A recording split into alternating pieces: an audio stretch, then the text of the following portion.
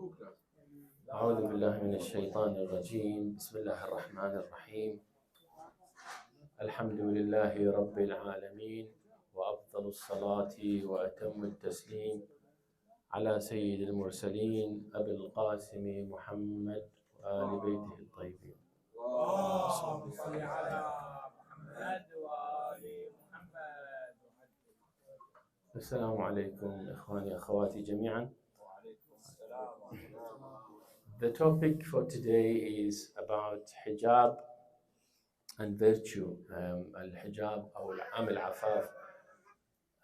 The topic obviously not concerning the ladies and girls only, but is a general topic.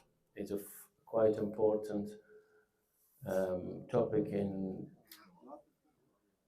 the last, I would say, since actually the Islam, beginning of Islam. And particularly in the West, we have a problem in terms of proving ourselves and beliefs in terms of hijab as a concept in Islam. And in fact, it's not only in Islam, it's a concept in all religion, which we'll hopefully talk about and touch upon. قال تعالى: بسم الله الرحمن الرحيم، فأقم وجهك للدين حنيفا فطرة الله التي فطر الناس عليها. صدق الله العلي العظيم. The transliteration of that is, so set your face to the religion being upright, the nature framed of Allah in which He has created mankind. There is no altering of Allah's creation. That is the right religion, but most people do not know. ومن دعاء لسيدة نساء العالمين فاطمة الزهراء عليها وعلى أبيها وبعلها وبنيها أفضل الصلاة والسلام. اللهم صل على محمد. قالت في دعاء لها في الصحيفة الفاطمية، قالت: اللهم إني أسألك الهدى والتقى والعفاف والغنى والعمل بما تحب وترضى. This is just an introduction about the topic because, as I said, it's involved virtue as well as hijab. And we'll examine hijab from different aspects. I'm not going to prove how it is part of Islamic religion or how mandatory it is, because the evidence is overwhelming in terms of how it is an important practice in our religion, Islamic religion, as well as many other religions, including Christianity as well as Judaism, etc. Allah subhanahu wa ta'ala sent messengers, al-Rusul, to guide us toward the right path. Obviously, to put our foot in the right path, they directed us to certain practices that's meant to be reaching us to what we call al-kamalat. That's mean we become more kind of perfect human being, toward perfection at least. So in order to achieve that, give us a guidance. Now, whether we are going to take Allah subhanahu wa ta'ala's guidance through His messengers, or actually we're going to create our own laws and changing what we think is good for us. This is obviously up to us as a human being. Now, this is in a context whereby if you believe that religion came from Allah subhanahu wa ta'ala, such as Islam, and the perfect religion and the last religion, then that's what it is. But the problem we face nowadays in the West, particularly, not only actually the West, actually even in our own countries, Islamic countries, Arabic countries, etc., there is always those, from time to time, there's, freedom of speech, or asking for freeing women right, etc. Those if we call them kind of misleading statement, they try to use to deviate women from the right path, and because it is actually the women are the cornerstone of society, and if you try to deviate ladies from the right path, that will obviously make the society under threat, and that threat can be very, very disastrous in terms of development, and you will be retarded. Humanity will be retarded as a result of not well-raised women. Now, why do we wear clothes in a principle? Why do we wear clothes? There are three aspects of that, three reasons. One would say covering private part is an innate or natural things inside us.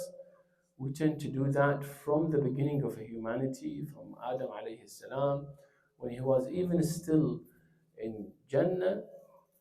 So the covering is not something that came about or we acquired. It's something we were born with. That's a tendency of human being. And actually, in actual fact, not only human beings, and some animals do have that nature as well. They tend to cover, and the way they were created by Allah subhanahu wa ta'ala actually don't reveal their private part very obvious. That's something natural. And the other reason you would argue that human beings wear clothes is because of the weather. Depending on where they live, they might have heavy clothes, might have light clothes, etc. So this is two obvious reasons that we don't have problem with, we all agreeing on. But the third and most important part, and tend to be not, we tend to forget that, or we tend to not focus on that aspect. Covering up can be a part of our identity, particularly in hijab. If you lose that identity, you will lose everything. Obviously, a human being without identity, any mankind without identity will lose everything. To prove yourself, to be active in the society, you will have to have that identity and preserved, intact, not defected in any way or form or shape. What is this identity exactly, and why it is belong to women in particular? Women always came about as a symbolic for self-restraint. Obviously, men have to self-restrain as well, but women always been a symbolic for that, and that's actually a credit for them, not a weakness. That doesn't mean that you're restricting women from their freedom, or or that doesn't really disallow them from doing normal daily activity that men does. But actually, the free, when you say a free woman, the problem with the definition itself. How do you define a free woman? Some people, free women, call the free women who have no physical restrictions such as hijab. They think that this is a barrier to being free as man. But the problem with that is it depends on how you define freedom. Some people have freedom of speech, but they don't use it in a good way. That's not a freedom. That's actually they say whatever without restriction. They say they can swear, they can tell lies, etc. That's not a freedom, is it? Although they had the free will to say those things, but actually they restricted themselves by saying bad things. So free woman is a term that can be misused, and you got to be very specific about the definition. And because of the woman is a cornerstone of society, become a target to whom? We'll see actually in history was targeted even by colonism, the occupation that's happening around the world. They were targeted in the first place, not men. Men, yes, you could face them, fight them in the battlefield, but to control the society, the focus was on women. And we'll see that in a very obvious example in history. So, since the woman being a target, we got to protect her as a responsible member of the society, whether men or women. We have the duty, of protecting this target, which is the cornerstone of the society, as I have said. I've touched upon the identity and self-belonging earlier, and that sense make you more secure. If you lack that sense, you will be less secure, and as a result, you will be weaker and easy to be controlled. And that's what colonial powers seek to dominate culture signs. If you have any cultural signs, no matter what it is, Islamic or non-Islamic, in order to make you weaker, easy to control, they try to destroy that. An example, for instance, in the Second World War, when Japan was occupied, they tried to remove the national dress code by by forcing women not to wear their dress, which called a kimono. This type of dress was part of their cultural identity. And the Japanese actually was clever and recognized that early. And they went out, and men and women demonstrated against forcing that ban. So they banned that dress in order to what? To remove that identity, to weaken them so they can't control them easily. And that's one of the really important examples. Interestingly, when Japan later on, I think maybe later on, when occupied Korea, did the same thing. So it seems to be a theme. Any colonial power, any occupation will involve targeting the culture to make them weaker in order to be able to control. Because if you're going to take over a land, that's not enough. And that's what they recognize. The second example, one of the actually the history of Algeria is a very interesting one, because the occupation of France to Algeria took very long time. So the start of the war, when they invaded Algeria, was 1830, and the independence was in 1962. So it's a very long occupation history. And the revolution started in 1954, and independence in 1962. Again, very long revolution. The reason I know all these dates because I lived in Algeria for at least 4 years, so I know the history. I was very young then, and it's very interesting. And they lost 100 million of their martyr as a result of this revolution. 1 million people lost. So it was very bloody revolution. And this guy called Frantz Fanon. Frantz Fanon, he is a psychiatrist, and he came with the French to when they occupy Algeria, and he worked there as a part of them, and then realized that when he saw the society, he realized how the colonial is bad and how they mistreated people, etc. He became a convert. Initially, he described what military strategy, the French military strategy was, and that's his word.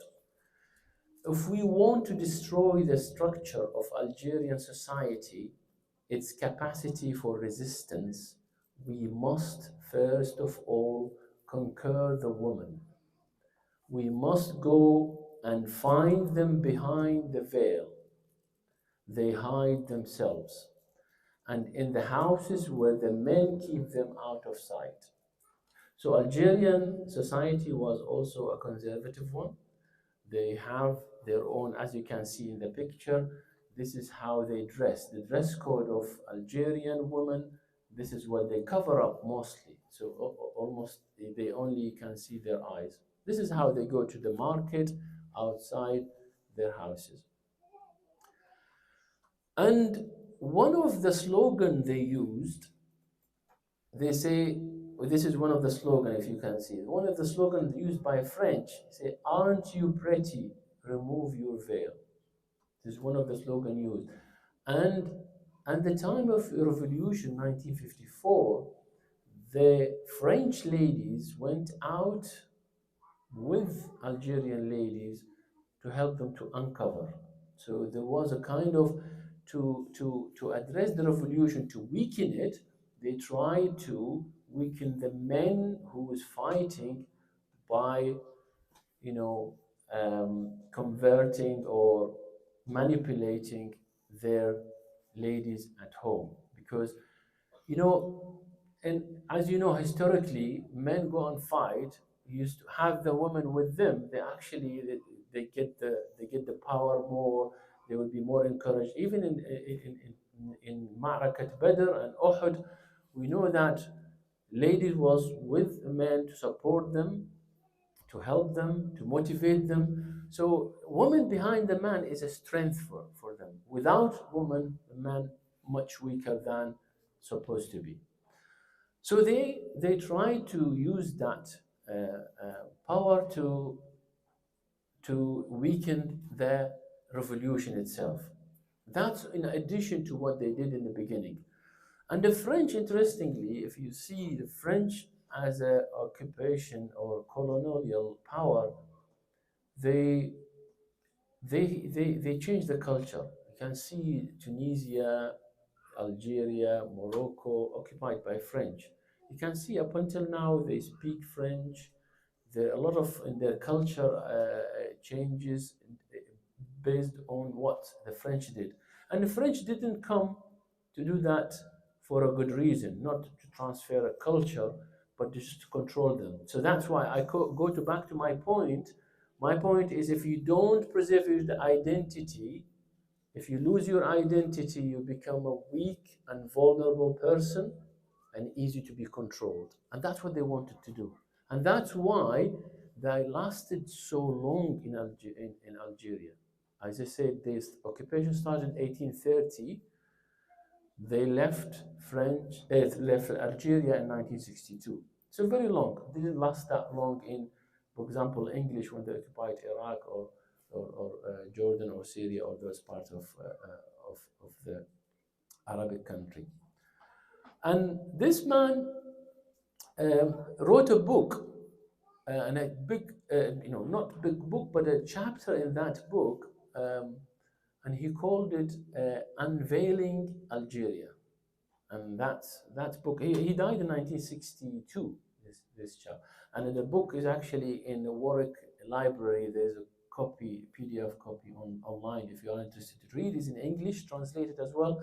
So it's very interesting to see how they saw that colonial power and how they used it. And historically, this is what they do, targeting women. So good to be aware. Now, we always think that, being civilized, you got to change the way you dress, the way, you eat, you go out.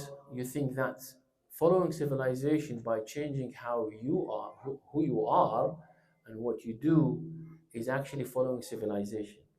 And you forget again that you may lose your identity by doing those changes. And that's an important aspect. Now, we think all of these changes, of course, they are not divine changes. They're not standard, Allah's standards. Hence, they are human standard. And human standard can be right, can be wrong. When English went to America, yes, and they went there and they found the Native American. They described them as uncivilized people. What the description based on what? They said they were not wearing clothes. They were, semi-naked, and they took that as a symbol or a manifestation of uncivilized society. This standard changed now to be in a civilized, to be in a civilized, what you call, to be civilized. Basically, you got to wear clothes that semi-naked. The more naked you are, the more civilized. The standard has changed. And if you go back, even in Greek time, they had a time whereby ladies really covered up, almost, only their face you can see. It might be part of the hair is out, but used to be covered up. All these human standards, they changed. What for and why? It depends. Now, it's up to us whether we want to follow Allah subhanahu wa ta'ala standards of a human standard. As I said, the human standard can be right or wrong, and as you can see, can be changing for various reasons. And the divine standard is the most important and unchanged. فطرة الله التي فطر الناس عليها. This is what I want. That's why I begin my lecture about talking about that ayah, because فطرة Allah, unchangeable and last, ever last. One may argue this is just a piece of cloth. What is holy about it? Why it is so important to you? They might say that it's just a piece of cloth on your on your head. Why is so precious? Now, the very simple answer to that, you could say, it's yes, it is a piece of cloth, and this is a piece of cloth. The law does not allow you to step on the flag of a nation, and actually you'll be imprisoned. Why is that? It's just a piece of cloth, but it does have that honor. It does carry loyalty. It carry so many things. It carry your identity, the flag of your nation. I give it just an example, and that doesn't mean that as a flag. It doesn't have to be a British flag. Can be any one's country. So it's very simple things that people, the problem is they look at things from one angle, or they look at it from their own perspective without asking, without exploring more. So that's why reading about people's mind, history, etc., and perspective to understand more where they come from, and the dialogue between civilizations. That's where it came about, improving society. That's why Islam was very open and went out to other civilization and had a open dialogue with them, took some aspect of their culture and left others. We are open. As Islam, we are not restricted. I'm not saying all of that we should stay where we are. I'm saying we got identity we need to preserve. The identity came from Allah subhanahu wa ta'ala. And once it is from Allah, it's not a human standard, so it can't be wrong. Once you have that in mind, you will have really the strong courage to defend your identity and to keep it safe from any manipulation you could face. Al-Afaf, we call it a virtue or chastity or self-restraint. This is the way we restrain ourselves from doing something that's, we think is going to be self-satisfying, but in fact, you're going to pay more than you gain if you do those type of things. For example, the poor, their afaf or the virtue is different from the one who rich. The rich, for example, وَمَنْ كَانَ غَنِيًّا فَلْيَسْتَعْفِفْ. What does that mean? The one who is rich, look out for more desire to satisfy his desires, different desires. And once you have money, you are not hungry anymore, you are full. You start looking for other satisfaction or fun to do, or anything that may reach out and end up doing something not in your favor and deviate you from the right path. So when you ask a faqir to have a virtue, is different from asking a ghani. Yes, but even in Quran, al-afaf al-faqir, when he have a virtue, it will stop him from, for example, stealing. Ghani, you wouldn't ask a rich man don't steal, for example, but because they have desire different from the one who are poor. So, and al-iffa can be materialistic and can be also spiritual things.